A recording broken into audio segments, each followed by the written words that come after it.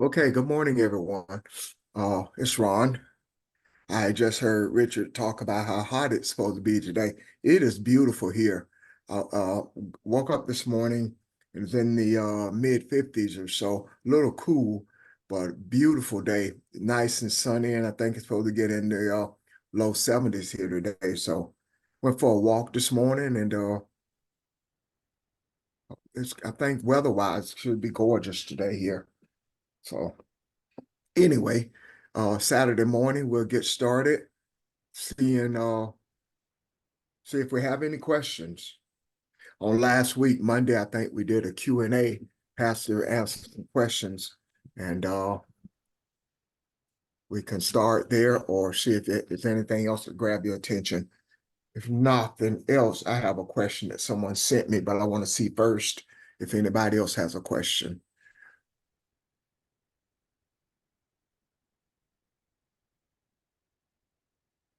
No one? Someone sent me a question, and I sent the question to the teachers this morning. And I do that sometimes when I see something and I get excited about it. Uh, don't mean to send it to you too late. I got the question Thursday evening, I think it was, I can't remember, but I had to work yesterday and it kind of threw me off because I'm not used to working anymore on Fridays, and it just kind of threw my timing off a little bit. So I don't mean to send it to you too late, but I was hoping you had a chance to read it. I'm gonna read it for you and see if anybody has any insight in it. It is coming from First Samuel chapter 18. So First Samuel chapter 18. Uh,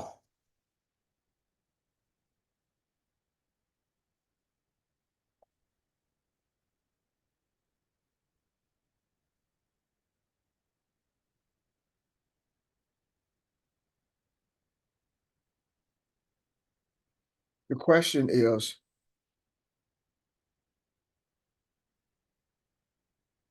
so I'm reading about David in First Samuel. Have you guys ever talked about why God sends an evil spirit on Saul?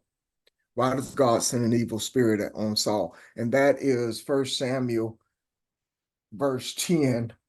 Uh, and I'm just going to read that verse. You kind of tie, you almost have to start at the beginning though, to see what is happening.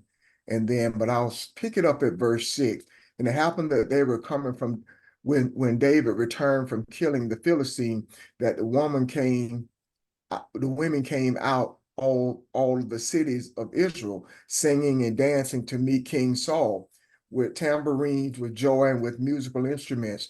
And the women sang as they played and said, Saul has slain his 1,000 and David his 10,000. Then Saul became very angry, for this saying displeased him, and he said, they have ascribed to David 10,000, but to me they have ascribed 1,000. Now what more can he have but the kingdom? And Saul looked at David with suspicion from that day on. Now it came about the next day that an evil spirit from God came mightily upon Saul, and the rave in the midst of the house while David was playing in the harp in his hand, as usual, a spear was in Saul's hand. Uh, what do you guys see in that? Did you have a chance to take a look at it? Anybody?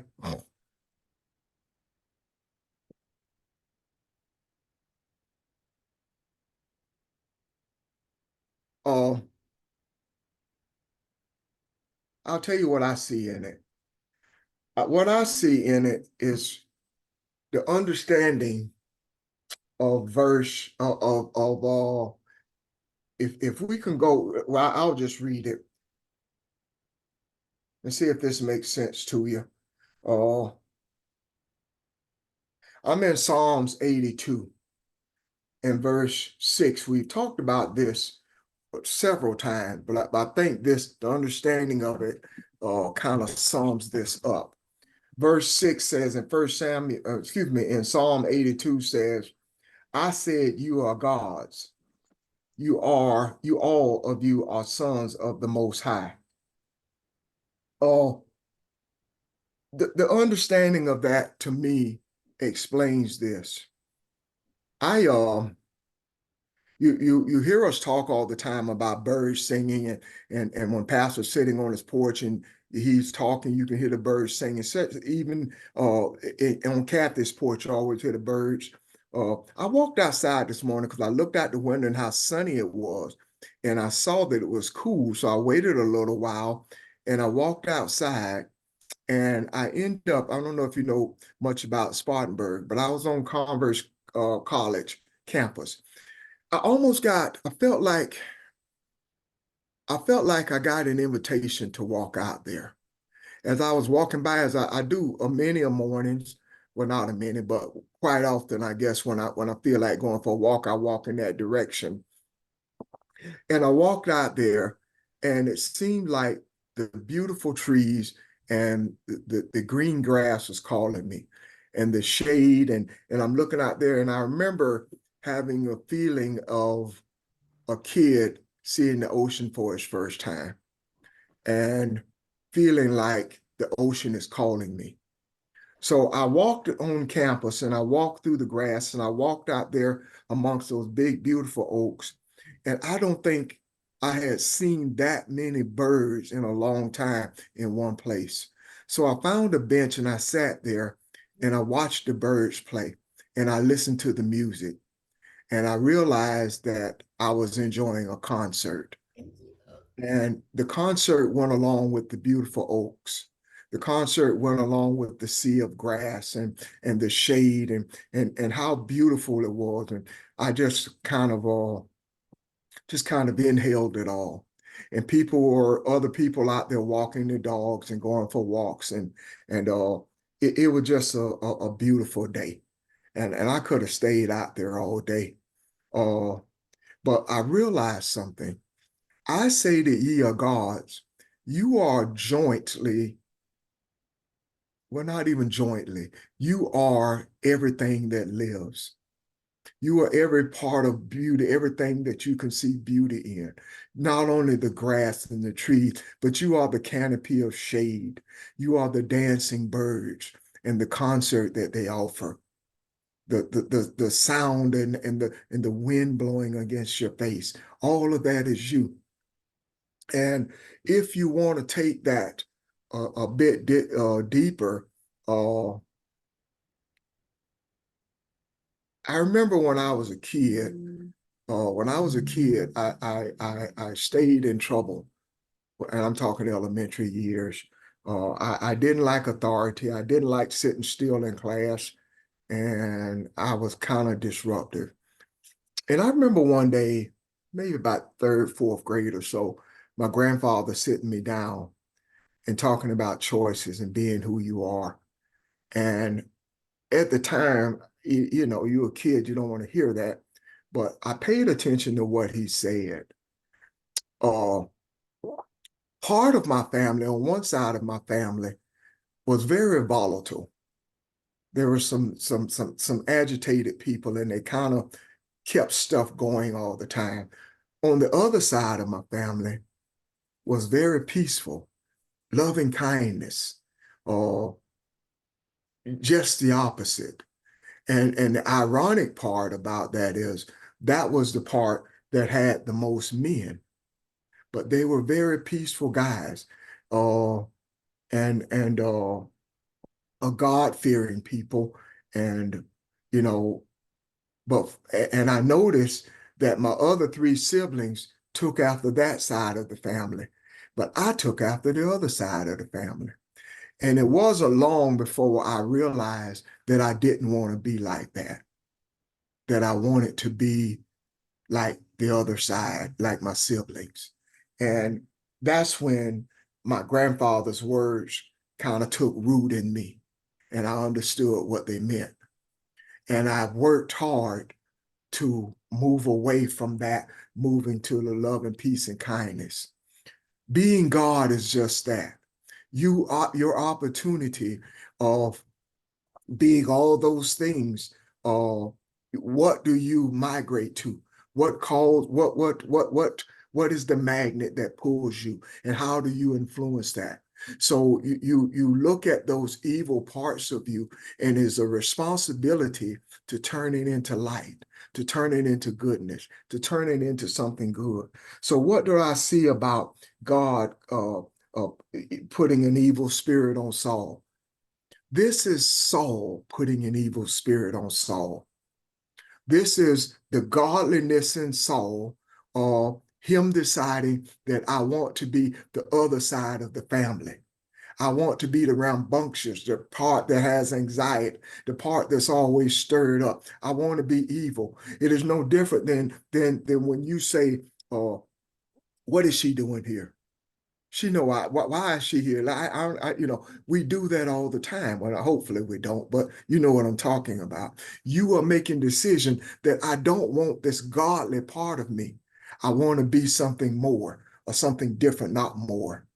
So when this talks about Saul, it is Saul walking away from his enlightenment and him making the decision that this is what I want to be. I want to hate David.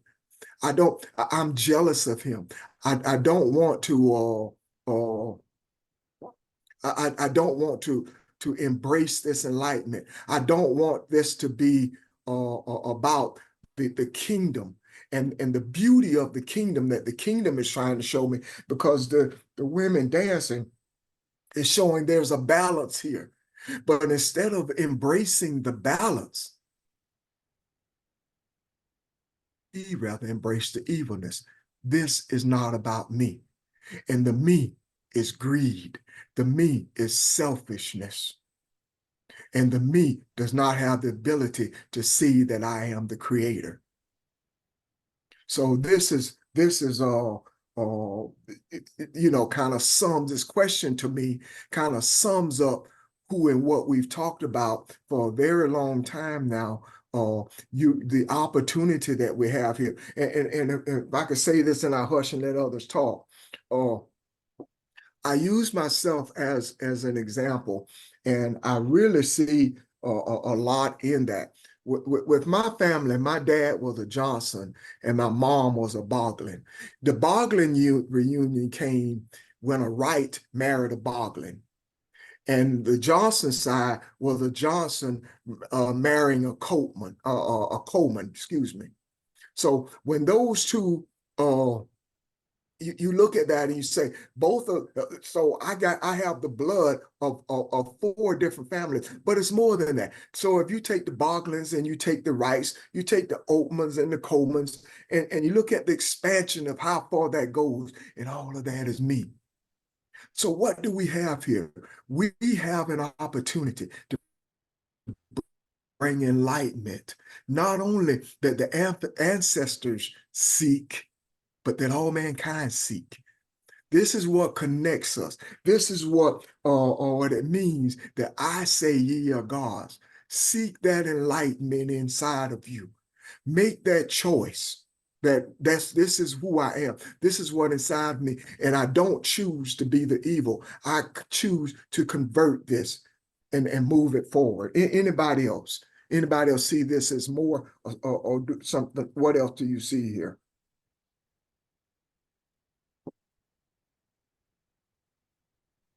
I am. Good morning. This is Audrey.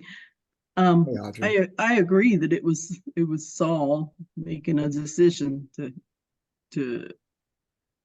do what he did. I think it's interesting that the translation is that God sent the evil spirit. Yeah. I'm looking at the RSV and it says God too, but I would kind of like to see a different translation. But anyway, this is all of us. I mean, sometimes Yes. we sit wherever and somebody does something or something rubs us the wrong way. We sit and stew over it, and eventually we either let it go or we let it influence us to do something that we shouldn't. So I agree. It was Saul making the decision that in the inner part of him made a decision that he was gonna kill David, and he ran with it. I don't think it actually had anything to do with the creator. It was just him. Yeah. Yeah. Oh, it reminded me, Audrey, of the scripture that says, you do this thing and you will surely die. Uh, the death is, I don't recognize who I am. I make a decision to move away from the life and move away from something that is selfish and greed. So selfish and greed, in a sense, is death, because it takes you away from the vision of who I am.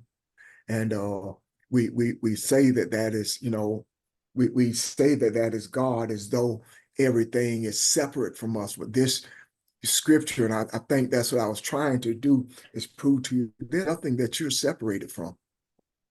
You might want to say, I don't want to be a Johnson, I don't want to be a Boglin, but it doesn't make it so. It doesn't make it so. You are who you are. You are the image and likeness of your creator. And it is up to you to make those decisions, to move and walk that journey. And we do it every day. Ron, Thank you. Yes, sir. I think that it also speaks volumes about jealousy. Pastor, can you speak I up just a think, little bit, please? I think that it speaks volumes about jealousy. Okay. I think the whole message probably is about jealousy, because jealousy can make you greedy. Jealousy can make you angry. Yeah. Jealousy can cause you to do things you thought you would never do. And to be jealous of someone because you feel like other people have chosen them above you is one of the ultimate signs of jealousy. Because if you know who you are and you know that your fate is what you chose to bring on yourself, and know also that what David or a David has done is something that crossed his pathway and not necessarily your way. So it also tells me that it is godly. It is a recognition of who you are to make sure that you stay in your own lane and you understand what's in your wheelhouse and what's not. I'm done. Okay. Yeah, good morning, Ron. Good morning. Good morning, Sam. This is George in Philly. I Hey, think, George. and then the reading of this, when it talked about, Saul killing 1,000 and David killing 10,000, I think, again, as Pastor mentioned, the jealousy, that Saul had, and how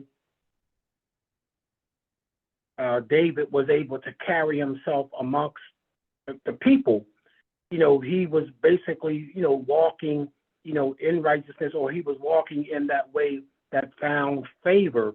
But as Pastor mentioned, the jealousy of Saul came to the point where, he wanted to, kill him. However, even with Jonathan, the love that Jonathan had for David, and again, him just, having that connection where it caused Saul to have more anger, or more jealousy, to the point where he wanted to cause confusion. So I think, again, in terms of just the fact that he was killed less, than what David did, caused him, I guess, to have that kind of mindset for destruction, or, envy. So I wanted to share that thought. Thank you, George. Good points. Good points. At some point, I would like to explore the killing of 10,000 and the killing of 1,000. Is that really what we think it is? Also, I would like to hear that verse read, as Audrey said, from a different translation, like the Message Bible. If anyone has it handy, it would be most appreciative if you could read that verse from that. And it was that, what verse was that, Pastor? 18:10. 9 and 10. Verse 18. Yeah, 1 Samuel 18, 9 and 10, George. Okay, it says, this made Saul angry, very angry. He took it as a personal insult. He said, they credit David with 10,000 and me with only thousands. Before you know it, they'll be giving him the kingdom. From that moment on, Saul kept his eye on David, and the next day an ungodly move was sent by God to afflict Saul, who became quiet beside himself, raving. David played his harp, and he usually did it at such times. Saul had a spear in his hand. Suddenly Saul threw the spear, thinking, I nailed David to the wall. David ducked, and the spear missed. This happened twice. I'll stop there. I kind of read a little 10 and 11, but that was the reason. That's okay. In the Message Bible, though, it does start off that verse saying Saul killed by the 1,000 and David killed by the 10,000. So it does read that way as well in the Message Bible. Can it be this though, Pastor? Jealousy caused Saul to be dysfunctional. So he could no longer function in the space that the Creator had given him, and chose to function in someone else's space. And we see that happen quite frequently when, excuse me, when people are doing what they have been called to do, maybe, or sent to do, and others get jealous of them and want to function in that space, which makes them dysfunctional. If I'm trying to function in Ron's space, or if I'm trying to function in Audrey's space, that makes me dysfunctional because I am not functioning the way that I was wired to function. I'm done. Well, good morning. This is Barbara. As you guys are talking, I'm thinking about the principles of Maya. And as you were talking, Pastor, if I'm functioning in somebody else's space instead of my own, I'm out of order. One of the principles of Maya is order. It's truth and order. I'm not being genuine to myself. I'm not being truthful to myself, and I'm out of my place. I'm out of order. The other thing that this story reminded me of is that it gave a little bit of insight into how we create stories within ourselves. That's what Saul did. As he saw what the people's response to him and to David, you could just see the wheels turning in his head as he thought about fabricated stories about what it meant. And it could be that had he stayed in his place, his space, as he ordered himself according to what he had responsibility for doing, that the people would have seen each of them in their space, but as genuine in their own space, as important in their own space. But Saul started letting his inner voices talk to him and create stories and further stir him up. And so that's what happens when we do the same thing, because what we think about, what we meditate on is what, if we let it be so long enough, that's what manifests, that's what we bring externally. And that's what happened when Saul threw the javelin at David. You know, all of the stuff is just churning in him. And so he finally took action and acted on all those things that he was feeding himself, if that resonates. Very much. It does resonate. Thank you. Thank you. Are we seeing this? Is it all making sense, pulling it all together? Yes. I think so. I had a comment about the numbers, the thousands versus 10,000s. Okay.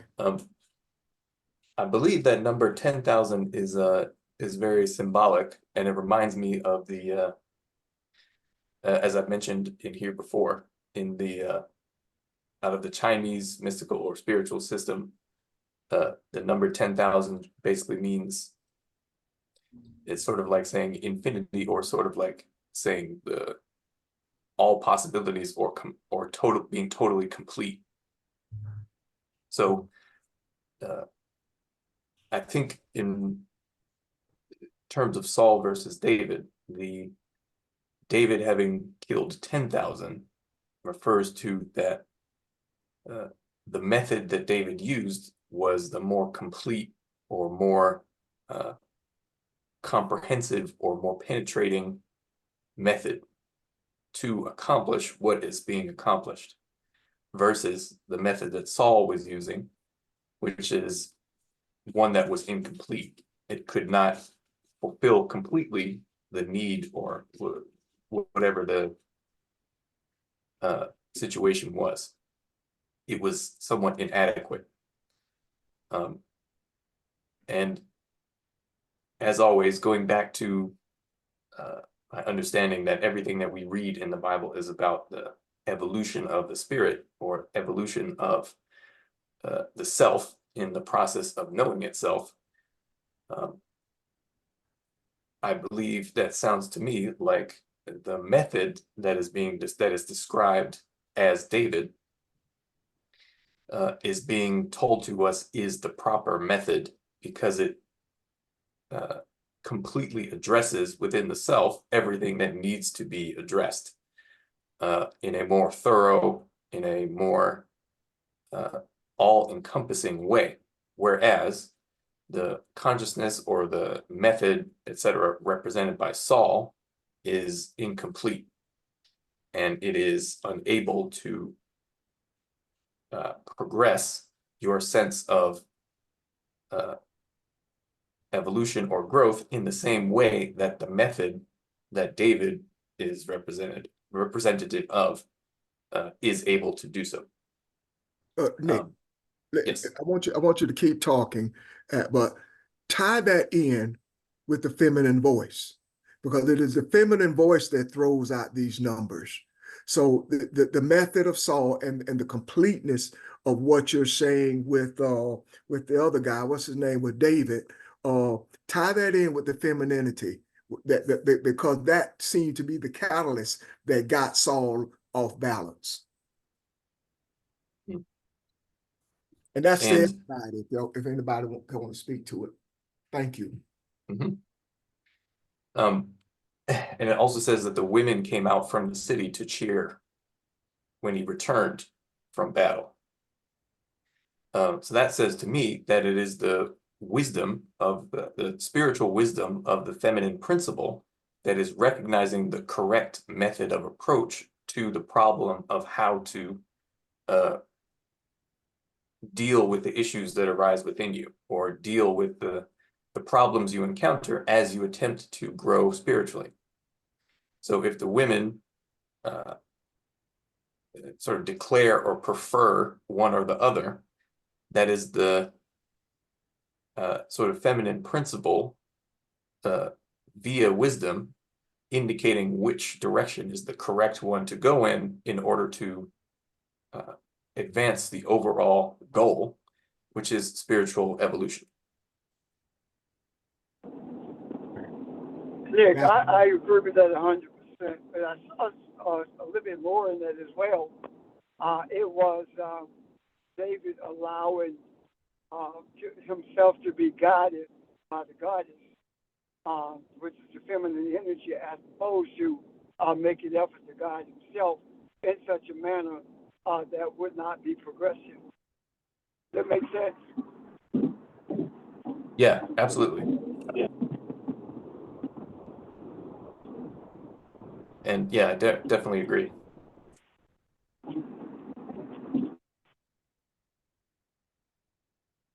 Good discussion. Anyone else? Because you look at this, the knowing that is spiritual, the women were not there witnessing this battle.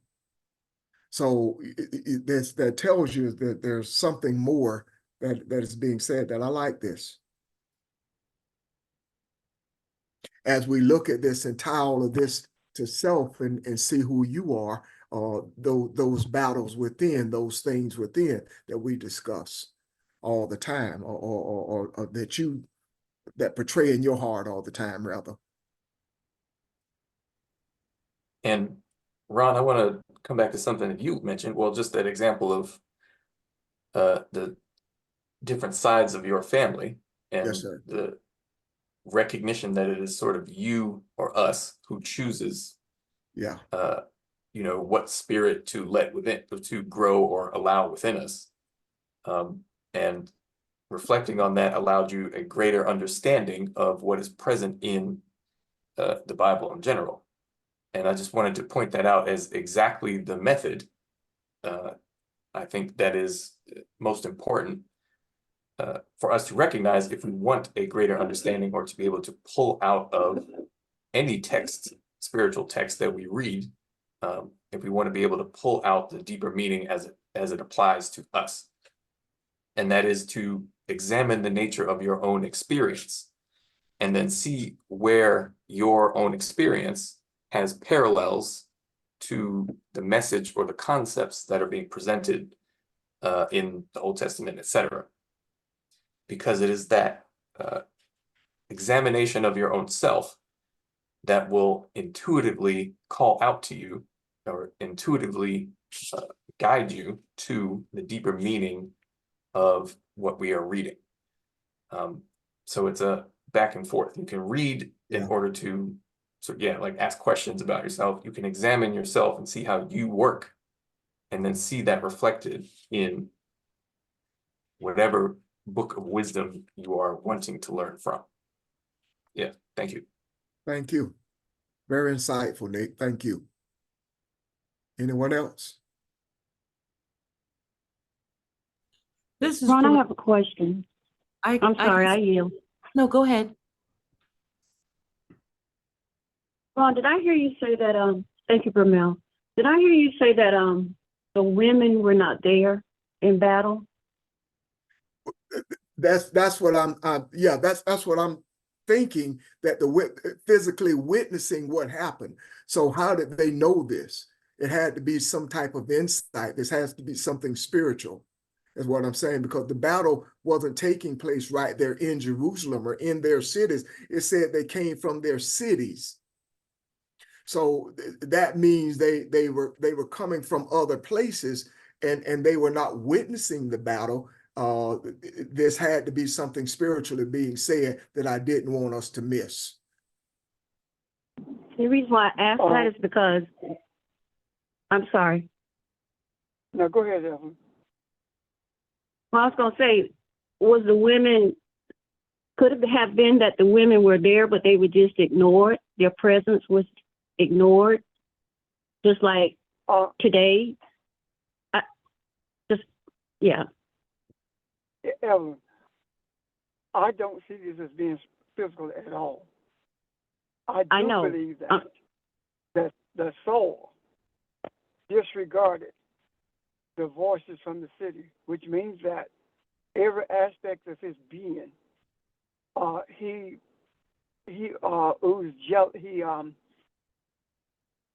was jealous from the depth of his soul. He was just jealous, period. And he disregarded that little voice that says, why are you upset? That voice that we ignore quite frequently.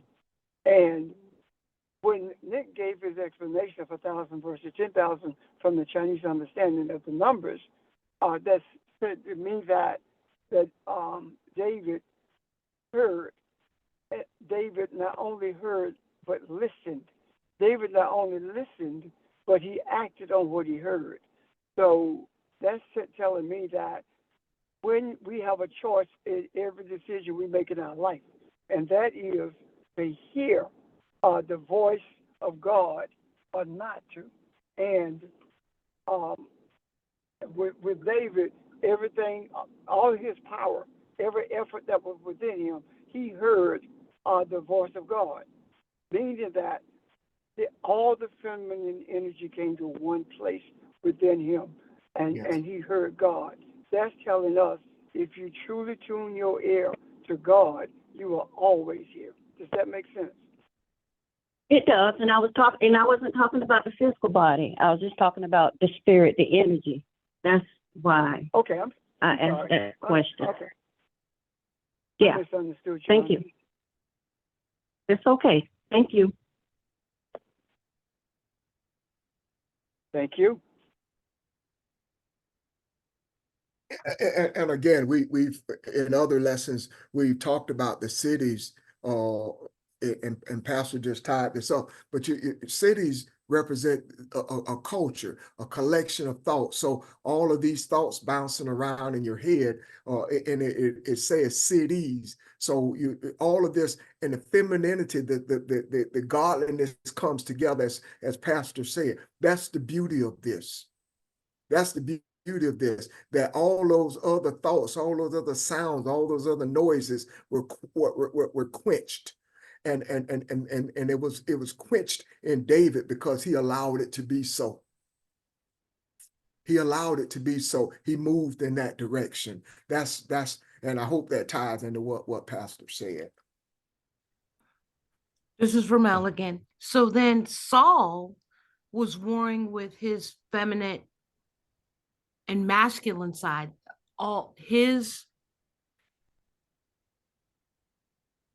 He didn't listen to his godly side. It didn't all come together for him. Right. He didn't listen to the wisdom of it. Yeah. Okay. Thank you. He did not allow it to expand in him. Okay. Nick, go back to 1,000. What's 1,000 again? And speak to it in reference to what we're talking about, please. Sure. So I believe 10,000, as I mentioned, is a symbolic number, meaning it totally covers or totally fulfills, or is the complete sort of covering all possibilities of that particular circumstance that the number is applied to. Whereas thousands is more of a relative measurement. So it's thousands versus 10,000s. And specifically, there might be a deeper meaning to the thousands as opposed to 10,000. But I think the overall purpose or the overall main message is just to compare that to the true, or rather more complete or more correct method that the feminine principle approves of, which is represented by 10,000. So in this story, just the thousands just means a lesser thing or lesser effort or something like that. Nick, the 1,000. The 1,000, could it be that Saul was very much aware of the godly voice, or the feminine wisdom? He was very much aware of that wisdom, yet he chose to ignore it. Because I'm thinking that if he had no inkling of it, it probably would have been 100 or something much less than that. He chose to ignore it, which means to us, I do believe, is that we choose to ignore the wisdom because we are offered it every single time a thought or desire goes through our mind. We choose to ignore it, and we are in the process of learning to hear it all the time. Does that make sense? Yeah, actually it does. I can see that. Thank you. Thank And you. not only that, Pastor, if you remember when Saul was first noticed and anointed to be king, how humble he was, and his reluctance to take this on. In some kind of way, all of that grew into pride. And that's what happens to us sometimes when we are shown something, rather than understand that you're just seeing the tip of the iceberg and continue to share it and be open to hear more. We take that and run with it and put it on a marquee and make money off of it, like the charismatic minister thing that they took from Azusa Street in LA, that kind of thing, as opposed to just holding on to it and seeking more wisdom. Thank you. Thank you.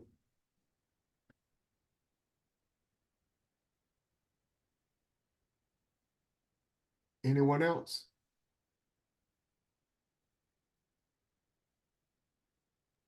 Yeah, just I in think, general.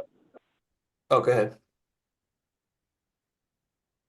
no, I was only going to say, I think that an example of what we were talking about would be the question that Jackie raised on Monday about Jesus. To find out or to get rather a better understanding of it, as opposed to taking it and running with it. What happened? We stayed there until she got a better understanding of it, as opposed to saying that, well, we said it, and what we said is the truth, and we done with it. No, you can't do that. No matter how much you see, there is much to be seen. That's all I'm trying to say. Thank you. Thank you. Nick, did you have a follow-up? Yeah, thank you. I just want to point out in general, when we look at all the battles and the mention of slaughter or fighting and things like that in the Old Testament, that is one of the most, I feel, misinterpreted, and purposely so in some cases, type of language that is used in the Old Testament. Because as we have talked about before, it is the internal battles that you fight against those things that are needing to be, that need to have balance brought to them, or that need to be removed in order to progress or grow spiritually. And that literally interpreted, these are used obviously as justifications for whatever kind of violence that you want to inflict. And it is the examination of the nature of the experience that you produce for yourself and for other people that will lead to the truth behind the sort of obvious language that is being used.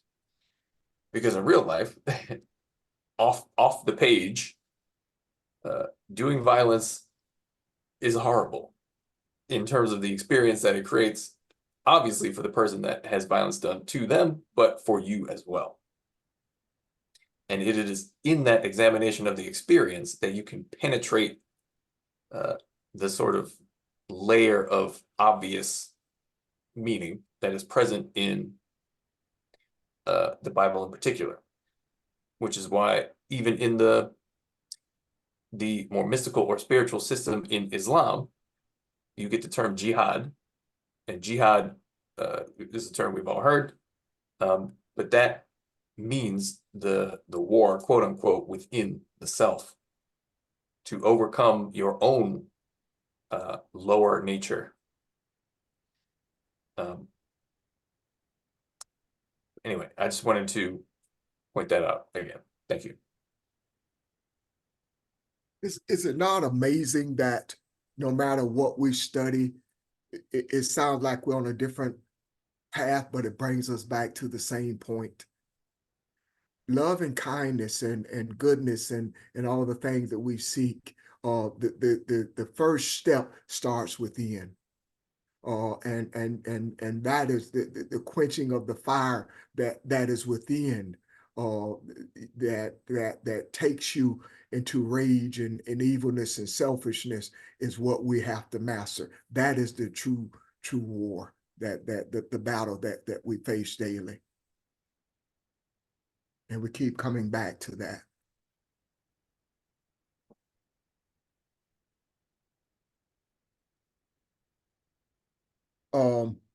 Anyone else?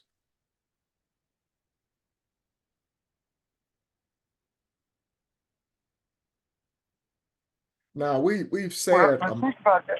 Think hey, about Bob. jihad. Yes, sir. It, you know, from the beginning, it been from within, and it morphs into that to justify murder. And then you think about what Nick said about the justification for killing. That's how Christians justify what's happening in places like Gaza. That's all. Yeah, I'm done. thank you. Yep. It is how, even though it states very clearly, thou shalt not kill, it is how all these people own guns. Totally incompatible. I'm sorry. It is simply a willingness to ignore what they don't like and a willingness to interpret literally what they do and don't, on a whim, in accordance with whatever it is they feel is correct according to conservatism, quote unquote, that we see in this country and in Israel as a little satellite of our own insanity. Thank you. But isn't it also because they take all this stuff in the Bible literally? So they feel like they can go out and slaughter whoever they want. Yeah, It's crazy. but it also literally says, thou shalt not kill. So it's just whatever sounds good to them.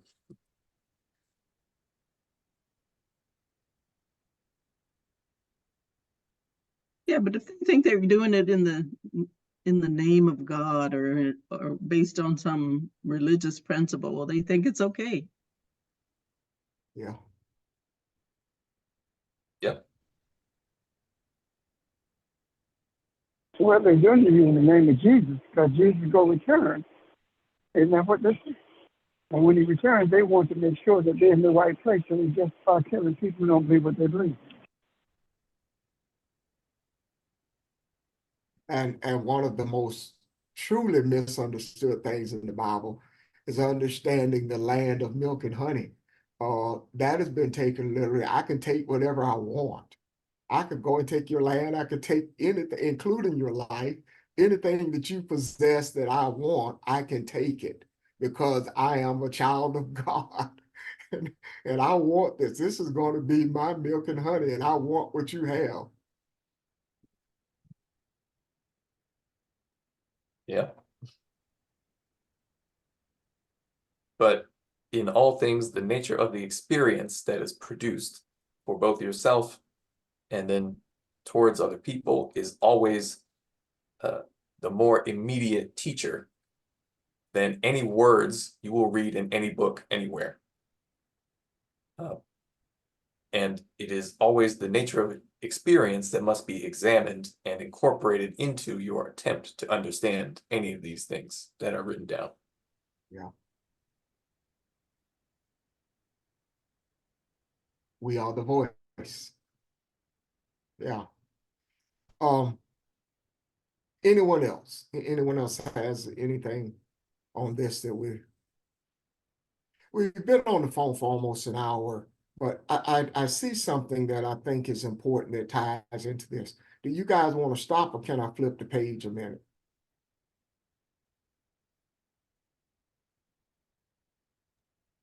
Talk to me because I can go on. You guys, Well, we can do it tomorrow. We can finish it depending on how long you think it's gonna take. That's up to you. this may take a few minutes. This may take a few minutes. Yeah. Well, it's fine with me if you want to keep going. I was going to look at Habakkuk where it talked about, because the other day we went to Habakkuk, we looked at something else and we didn't talk about right division. And I was going to tie that in. Why is that important? Based on what we've talked about today, why is that important? Yeah, that's gonna take a minute. Yeah. Okay. I'll tell you what, then maybe we'll pause here and pick up there tomorrow, if that's okay. You know what? Every time we say that, someone comes with a question or comment, and that's perfectly fine. If that's where we're supposed to go tomorrow, that's where we'll go tomorrow. If not, please come with your questions or comments. I also want to thank the person that asked the question and led our discussion today. Thank you very much. Hey, Ron, Yes, sir. that can be one of the questions tomorrow. Yes. What does it mean to right division? What is it? That kind of thing. You know, what is it? You know, Yes. after we do a recap of today. Okay. What do you think? I like that. Yes, sir.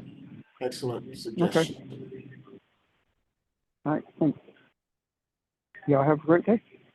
All right, guys. Have a great day and thanks again. Okay. Thank you. Thank you, everyone. Bye-bye. All right, bye-bye. Happy Mother's Day to the mothers. I won't be on tomorrow, but happy Mother's Day to all you mothers. Thank you. It's very Same thoughtful. to you. Yes. Okay, Happy bye. Mother's Day. Take care, family. Happy Thank you. Day. Hey, how you doing? You in the room sleep? No, ma'am.